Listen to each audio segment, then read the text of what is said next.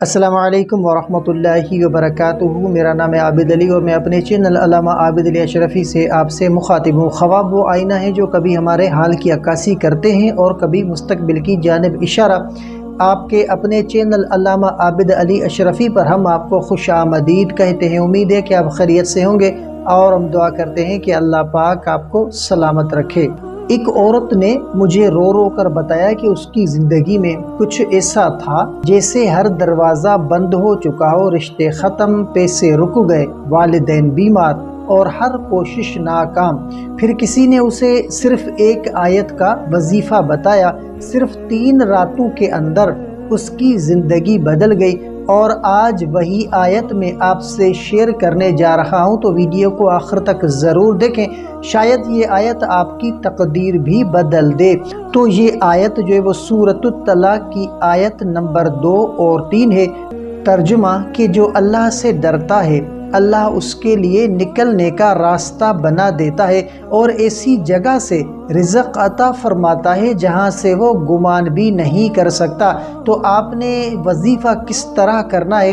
تو آپ نے رات کو سونے سے پہلے باوضو ہو کر تنہائی میں بیٹھ جائیں اور 11 مرتبہ آپ نے درود ابراہیم پڑھنا ہے، اور اس کے بعد 41 مرتبہ وہ آیت کریمہ پڑھنی ہے جو میں آپ کو بتا چکا ہوں، سورۃ الطلاق کی آیت نمبر 2 اور 3۔ تو یہ آیت مبارکہ آپ نے 41 بار جو ہے وہ پڑھنی ہے، اور اس کے بعد آپ نے آخر میں پھر سے 11 مرتبہ درود ابراہیم پڑھنا ہے۔ پھر دونوں ہاتھ بلند کریں اور اپنے دل کی ساری بات اللہ کو کہہ دیں، جو بھی بندش، رکاوٹ یا تنگی ہے اس کا ذکر کریں، صرف 3 رات مسلسل یہ کریں، پھر دیکھیں اللہ کیسے آپ کے لیے جو ہے وہ رزق کے دروازے کھولتا ہے۔ تو بھائیو، کبھی کبھی اللہ صرف دیکھتا ہے کہ کون اس پر یقین رکھتا ہے، اور جو یقین کے ساتھ مانگتا ہے تو اللہ کبھی خالی نہیں لوٹاتا۔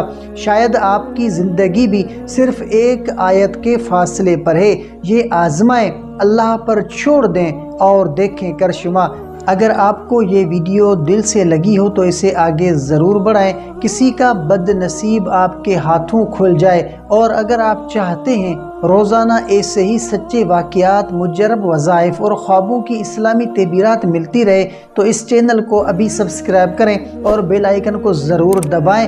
اللہ آپ کے لیے آسانیاں پیدا فرمائے، آمین یا رب العالمین۔ تو ملتے ہیں اگلی ویڈیو میں، تب تک کے لیے اپنا بہت سارا خیال رکھیں اور ہمیں اپنی دعاؤں میں یاد رکھیں۔ السلام علیکم ورحمۃ اللہ وبرکاتہ۔